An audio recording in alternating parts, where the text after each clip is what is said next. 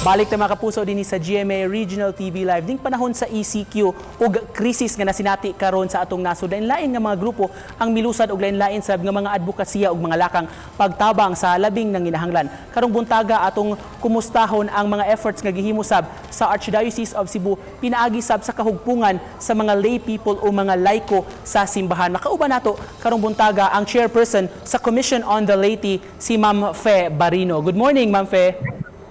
Good morning, Nico. Good morning natong tanan nga nagtanaw karon. Mayong buntag, ma'am. Unang pangutana, unsa nay lakang kumusta ang mga efforts nga gihimo sa simbahan inabagan natong mga laiko sa Commission on the Laity labi na ni atong gilusad nga tabang sa Oplan Zapatera sa Barrio Luz. Daghan kay tagi nalipay kay ko nga daghan kaayo ang misanong sa atong panawagan isip mga kapunungan sa mga lay organizations dinhi sa Cebu ug isip mga lay organizations na naka-attract sa mga other mga civic organizations nga ning tabang pod no tungod kanining panahon na karon lisod kay ang paglihok-lihok. So what we do kita sa Commission on the Laity, we offered services to pick up their donations house to house and then bisan unsa ka gamay, and then very happy nga no matter how small, 300 pesos 500 pesos among gi-pick up usab dili lang mga laiko hasta sa mga kaparian personal nila ning tabang sab sila. This is really a united effort no for all of us na ining panahon na nga kining pandemic nato nga sukad-sukad karon pa nato na sinati og naka-experience mi og nindot sab kaayo nga panagtinabangay sa mga katawhan. How do they get in touch with you, ma'am, kumuhatag sila sa mga donasyon? O sa mga nag-unang panginahanglanon sa mga mulupyo diha sa may Zapatera sa Barrio Luz? Ang sa Zapatera diha dayon sa atong panawagan naghatod na ta didto og mga goods no kay amo man gyud gipangutana og unsa ilang gikinahanglan.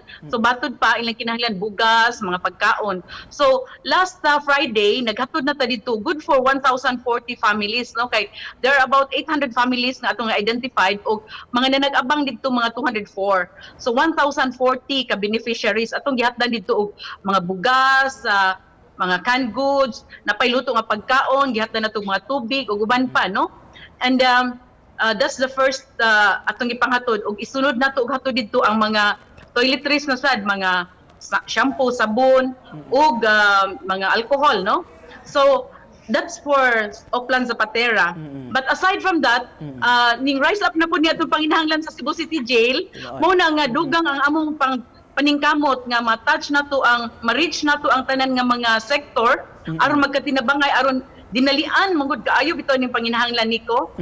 So we immediately responded no sa Cebu City Jail. So last Thursday among gipangutana unsa ilang need, ingon ang warden nga kinahanglan sila vitamin C no kay kuan kanang nagpanik ang mga piniriso didto og in order to appease them we have to provide them with something makapanalipod sa ilang kaugalingon.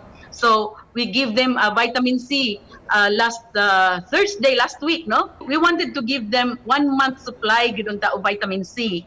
That's why sige ni panawagan karon lain-lain nga sektor dili lang sa simbahan but bisan kinsa we are here to facilitate your donations. So pwede ra gyud ang ilang mga donations ihatod sa Cebu Caritas na ana sa kilid sa Cathedral. Pwede niyo i-deposit sa bank account sa Cebu Caritas. Cebu Caritas Incorporated Union Bank account 0011-30006971. But most of all, we are willing to pick up the donations. Labi na karon kay tungod sa kanang restrictions. So right now we need face mask. Face mask para sa piniriso ug we prefer cash donation in cash para sa vitamin C so that we can buy in bulk ug mabara kanang we can order in bulk no.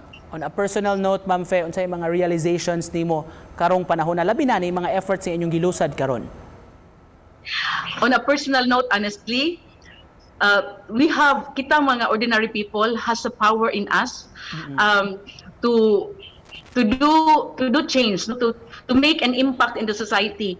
Bisan di ay kung naarata sa balay, we can do many things. No, there's power. Makaingon gyud ko kanang ilang giingon nga the ordinary people in the church are like a sleeping giant. When we respond to the call, we can really make a difference. Niadtong nagkinahanglan. And on that note, Magpasalamat mi sa kagayunan nga gihatag kanamo karong buntaga ang chairperson sa Commission on the Laity sa Archdiocese of Cebu, Ma'am Fe Barino. Daghan kayong salamat sa kagayunan, ma'am. Thank you.